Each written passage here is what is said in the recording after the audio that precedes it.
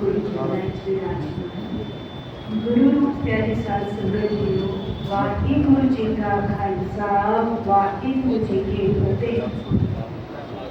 मूर्ख नाम क्या है गया, अब नवर गुरबाणी विषय शिवनालिस आज सासंग में विजयदशमी दशहरा की सुंदरी वो हिंदू कल्चर की संस्कृति एक त्यौहार है। भारत देश ਵਿੱਚ ਸਾਧ ਸੰਗਤ ਜੋ ਅਨੇਕਾਂ ਤਿਉਹਾਰ ਮਨਾਏ ਜਾਂਦੇ ਨੇ। ਜਿੱਥੋਂ ਤੱਕ ਮੈਨੂੰ ਧਿਆਨ ਹੈ ਇਹ ਜਿੰਨਾ ਸਮਾਂ ਆਪਾਂ ਇੱਥੇ ਰਹਿ ਰਹੇ ਹਾਂ, ਪਹਿਲੀ ਵਾਰ ਐਸਾ ਹੋਇਆ ਹੈ ਕਿ ਦੁਸ਼ਹਿਰੇ ਵਾਲੇ ਦਿਨ ਜਦੋਂ ਇਹ ਰਾਵਣ ਦਾ ਦਹਨ ਦਾ ਸਮਾਂ ਸੀ, ਉਸ ਤੋਂ ਕੁਝ ਸਮੇਂ ਪਹਿਲੇ ਬਰਸਾਤ ਆਈ।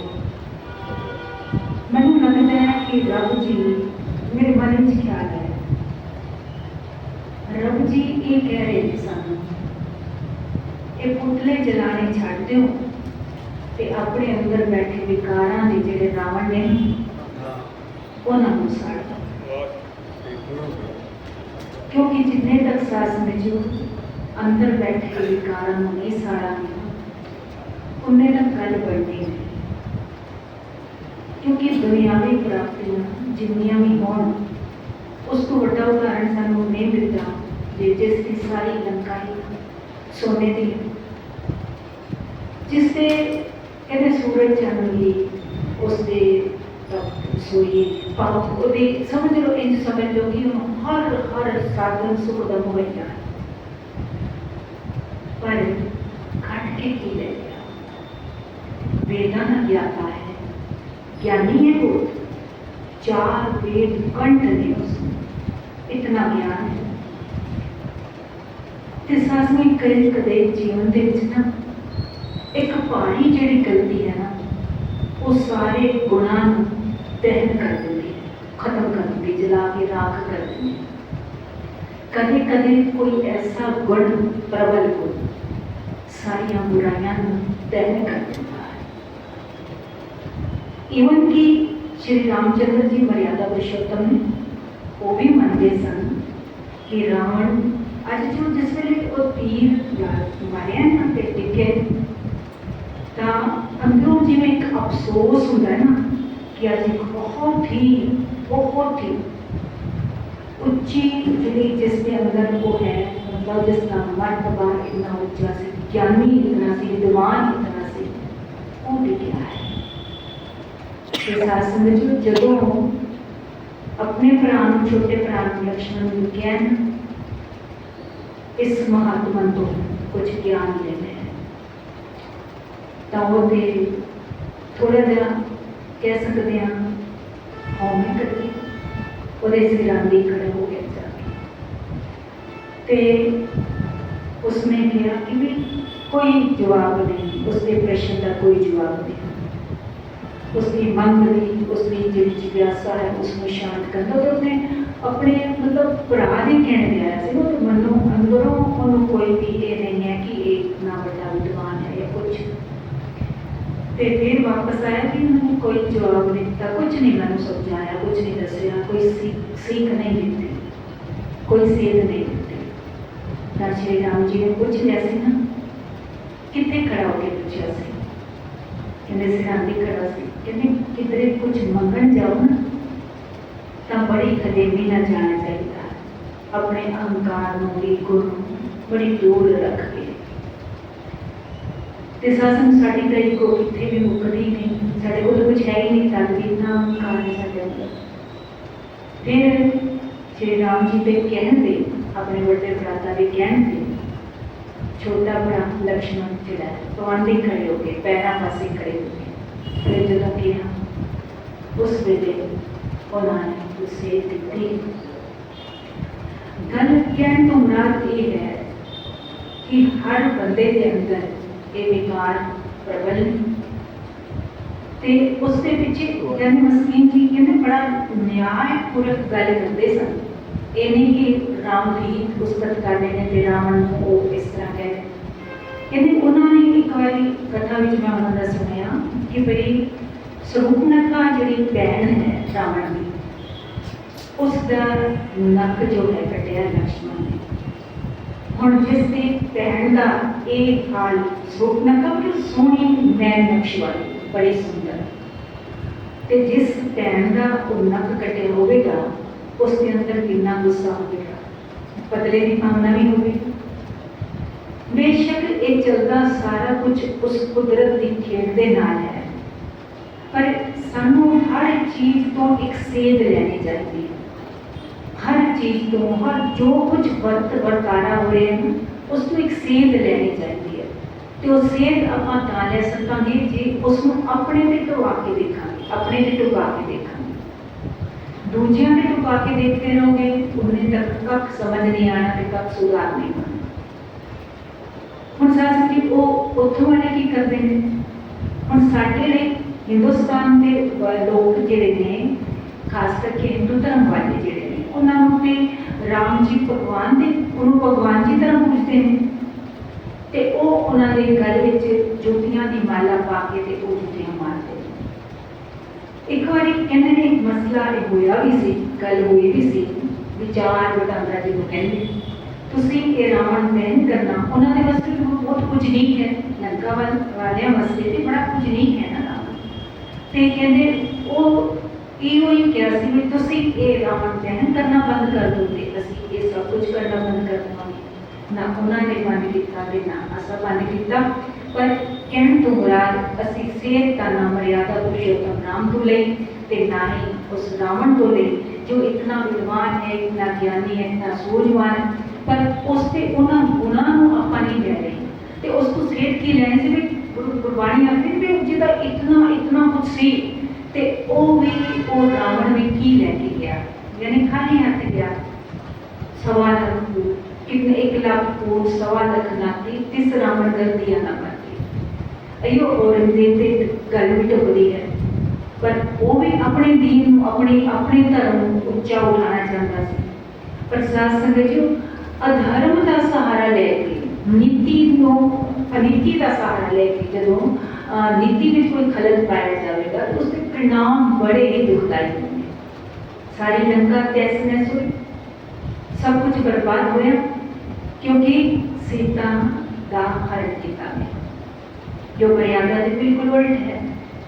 पर उस तो पहले एक घटना वापर चुकी है कि उन्होंने भैन रावण की भैन जो है नक कटे गए ने लक्ष्मण के द्वारा गल बताई भी है। इसलिए आप हरेक उस सेध लैनी है कि असी जीवन में की कर रहे हैं, साढ़े अंदर दे एक काम क्रोध लोभ मोह अहंकार 5 रावण बैठे ते उन्होंने का दहन करना कभी सोचते हैं ते एक पुतले बना के आप खुद पुतले बड़ी जा रहे।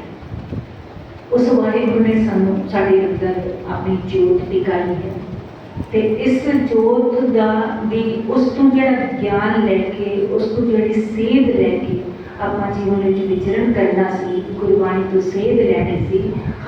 हर पौराणिक गाथा का जिक्र किया है गुरबाणी के अंदर ते उससे सारी जिहड़ा जिस तरह का व्यवहार होना चाहिए है उसकी सेध दी है। ये भी दसिया है कि उस तो मतलब जो उत्थे गलत होया है तो वो गलत नहीं होना चाहिए सी ते ये नहीं करना ते सब तो बड़ी सेध लैनी भी कोई भी इस दुनिया तो कुछ लैके नहीं जा सकता।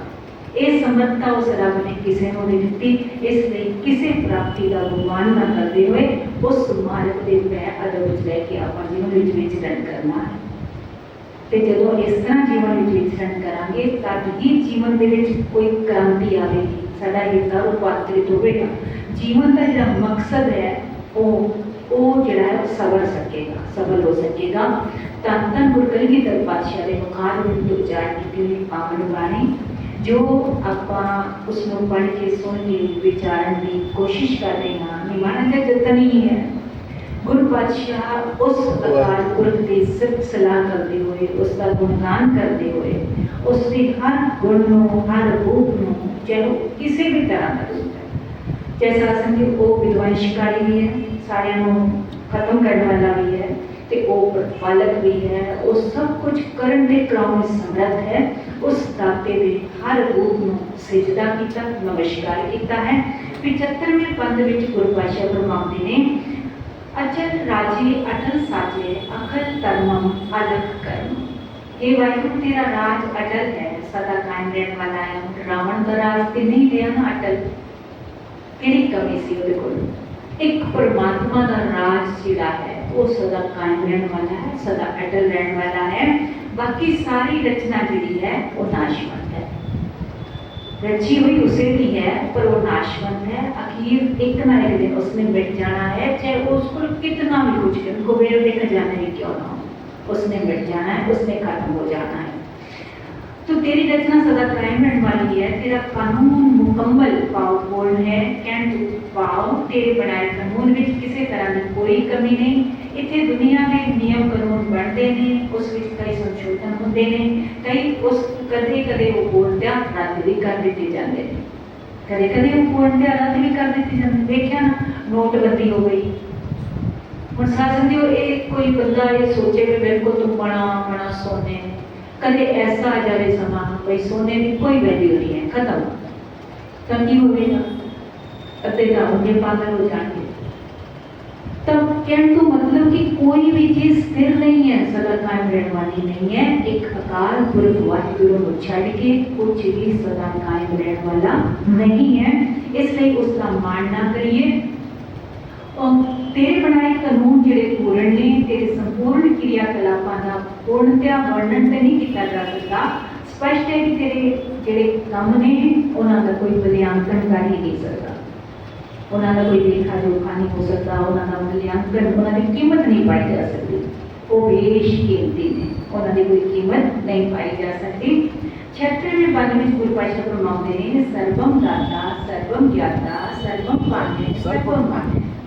गुरुदेव का फरमाने की वाहिगुरू तो सारे जीवन का दाता है, सब दाता बख्शण वाला दातार पिता है। तू सर्वज्ञ है, सब दे दिलां दी जानन वाला अंतर्जामी भी है।